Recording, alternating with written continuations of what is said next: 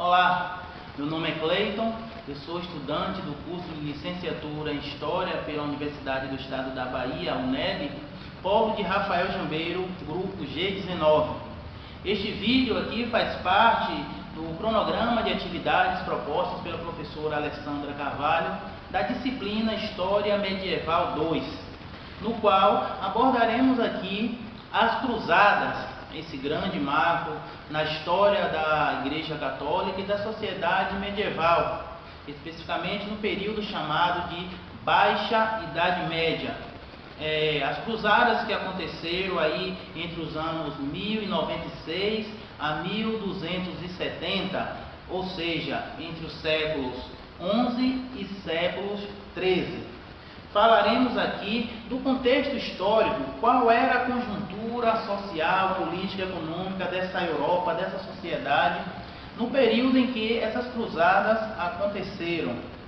Falaremos também dos objetivos dessas cruzadas, qual era o propósito dessas cruzadas, e também de outros interesses, outros fatores que estariam por trás desses empreendimentos. Falaremos também de forma mais breve, sintetizada, de algumas delas, quem as liderou, como terminou, se teve êxito, se não teve, e por fim, as consequências dessas cruzadas para essa sociedade europeia medieval. O que ela proporcionou de transformação nessa sociedade após terem findadas as suas investidas. Iniciaremos então falando da conjuntura, do contexto histórico na qual elas ocorreram. Bem, a Europa medieval, lá no período da Baixa Idade Média, era uma sociedade estatizada, completamente hierarquizada, fazendo uma analogia aqui com uma pirâmide, vamos dizer assim, a pirâmide social dessa sociedade. No topo dessa pirâmide estaria o monarca, o rei, porém com poderes limitados, Reinava, mas não governava, porque havia uma certa independência entre os feudos, que era a unidade básica do sistema feudal. Abaixo do rei estava o clero, a classe encarregada de cuidar dos assuntos religiosos, da espiritualidade dessa sociedade medieval. Também uma classe superpoderosa, aliás, a instituição mais poderosa da Idade Média, e abaixo dela, do clero, estava a nobreza, aí formada pelos cavaleiros, formada pelos senhores feudais, os grandes aristocratas, os donos dos feudos, e também aqueles que formavam os cargos administrativos, políticos, os cônsules. E na base dessa pirâmide estava a classe que trabalhava para sustentar, vamos assim dizer, essa nobreza, esse clero, através do seu suor, através do pagamento de altos impostos, através do pagamento de vários tributos e obrigações que lhe eram conferidas. Estavam os camponeses, os servos, os pequenos artesãos. Economicamente, era uma sociedade cuja base da economia era a agricultura. O progresso tecnológico ainda não tinha chegado nessa Europa medieval, apesar de que havia sim um certo aperfeiçoamento de algumas técnicas de produção, alguns instrumentos, algumas ferramentas, como a invenção do moinho, proporcionou aí melhorias na produção, porém nada que fizesse produzir além da subsistência, ainda não gerava um excedente. E outra característica dessa sociedade era o poder da Igreja Católica, um catolicismo ali imponente. A Igreja Católica era a instituição mais poderosa. Por quê? além das grandes propriedades que ela tinha de terra, também ela era normatizadora dessa sociedade. Todos os aspectos da vida social estavam sob o controle da igreja, seja o pensamento, seja a educação, a política, a arte, a economia, todos os segmentos sociais estavam ali sob o controle da Igreja Católica. Ela tinha os plenos poderes para legitimar ou condenar qualquer atitude, pensamento, ou qualquer conduta que fosse de encontro à sua doutrina. Aliás, o que ela fazia de muito bem, que era perseguir aqueles que tinham pensamento ou conduta que ia de encontro à sua doutrina, que eram chamadas as heresias. Portanto, ela não poupava da violência, da tortura, da perseguição para punir essas pessoas que iam de encontro à sua doutrina. Pois bem, tratamos do contexto, agora vamos falar qual era o objetivo das cruzadas. Bem, as cruzadas, elas foram expedições de caráter militar e religioso, visando conquistar a chamada Terra Santa, que estava sob o domínio muçulmano, do islamismo. Quem era essa Terra Santa? Qual era a importância dessa Terra Santa para a igreja? Por que querer dominar, ocupar essa Terra Santa? Bem, essa Terra Santa se trata da Palestina, Jerusalém, ali a terra sagrada para o cristianismo. Ora, foi lá onde Cristo viveu, nasceu, pregou, morreu, ressuscitou. Então, para a Igreja Católica, era essencial que esse território estivesse sob seu domínio. Era uma vergonha, para a Igreja, inaceitável, não poderia ser concebido que uma terra sagrada dessa, o berço ali do cristianismo, está nas mãos de um outro povo infiéis, como eram tratados, chamados na mentalidade medieval, Então, o principal propósito religioso era esse, era resgatar essa Terra Santa para o domínio da Igreja Católica, que estava ocupada pelo islamismo em função do domínio, do avanço do islamismo, especificamente o domínio turco da tribo Seldjúcida, ou Seldjúcida, portanto, nessa expansão islâmica, eles ocuparam Jerusalém, estavam profanando os templos religiosos, destruindo os templos sagrados da igreja, e também um outro fator que pesou muito nesse interesse de reconquistar a Palestina, que foi a proibição da peregrinação cristã para Jerusalém. Toda a Europa saíam caravanas de cristãos que faziam a sua peregrinação unicamente com caráter religioso, espiritual, para Jerusalém, para a Terra Santa, a Terra Sagrada. Porém, com esse domínio turco, islâmico, eles proibiram os cristãos de fazer essa peregrinação. Muitos foram mortos, foram assassinados cruelmente, torturados, como disse antes, os templos sagrados foram destruídos. Então, era essencial, fundamental, a Igreja Católica resgatar este território.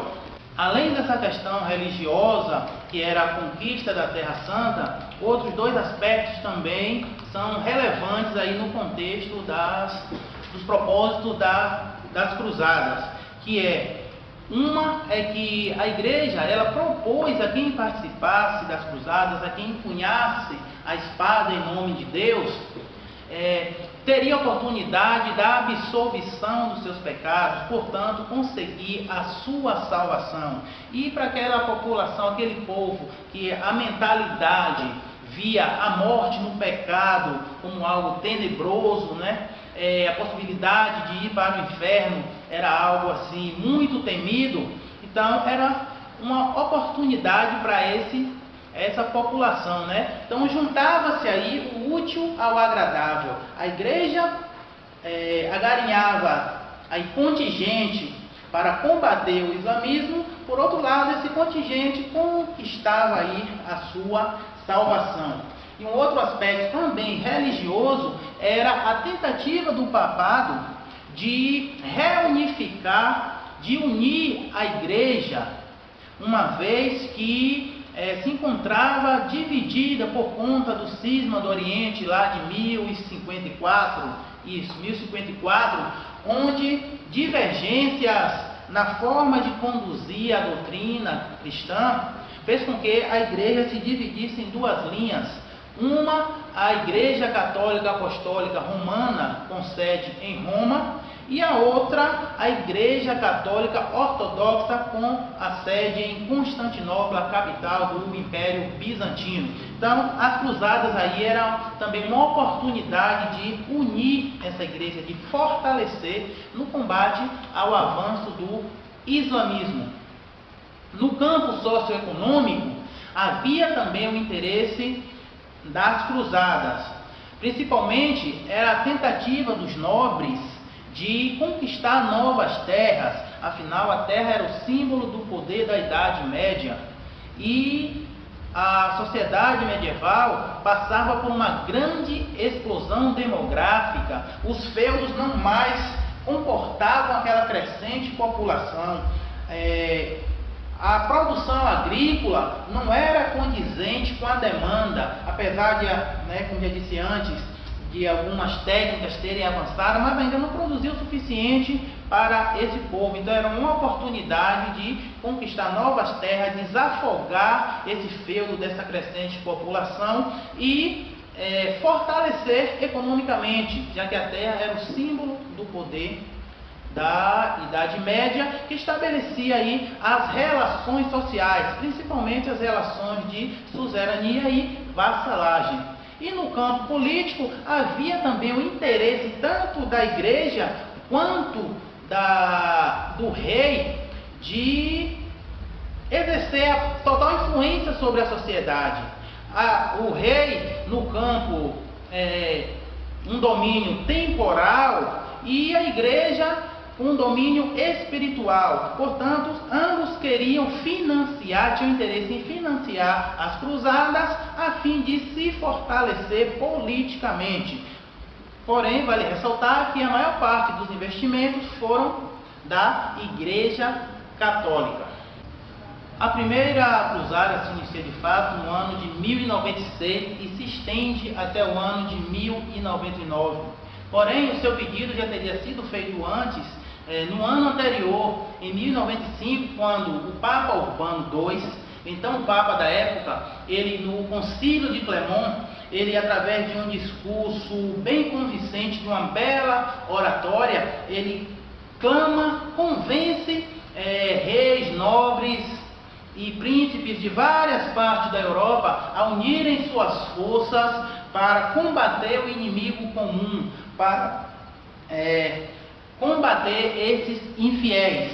E de fato ele consegue esse apoio e dá início ali a primeira empreitada na tentativa de conquistar a Terra Santa. De fato, conquista a Palestina nessa primeira cruzada e outros territórios, e ali vão se instalando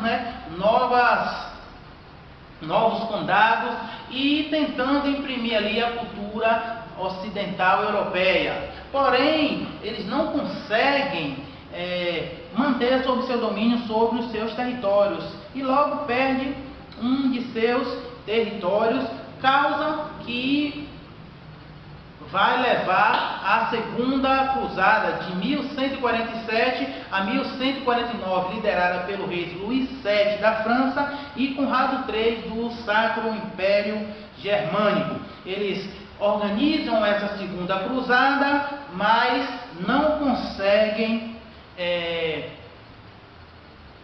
reconquistar esse território e, pior ainda, eles acabam perdendo novamente Jerusalém para os islâmicos. E aí se segue essa cruzada na tentativa de conquistar, reconquistar. E na terceira cruzada tem o intuito de novamente conquistar Jerusalém. Essa terceira, ela vai de 1189 a 1192. É chamada da Cruzada dos Três Reis. Ou seja, temos aí à frente o rei Filipe Augusto da França, Frederico Barba Ruiva do Sacro Império Germânico e Ricardo Coração de Leão da Inglaterra. É a Cruzada dos Três Reis. Porém, também fracassa o rei Frederico Barba Ruiva. Ele morre afogado. Esse Felipe se retira da cruzada e o máximo que se consegue é um acordo com Saladino, então líder islâmico, um acordo para que os cristãos pudessem novamente fazer a sua peregrinação a Jerusalém, porém sobre domínio islâmico. E aí se segue a quarta, quinta, sexta, sétima cruzada, todas nesse intuito de conquistar, reconquistar territórios. Porém, algumas outras destoaram do propósito primário das cruzadas e levaram para o interesse econômico. Por exemplo, a quarta cruzada, no qual, financiada basicamente por Veneza, tinha interesse em rotas comerciais do Mediterrâneo e empreenderam essa nova cruzada. E aí se seguiram nesse intuito de conquistar, reconquistar e, por fim, militarmente, as cruzadas foram um fracasso.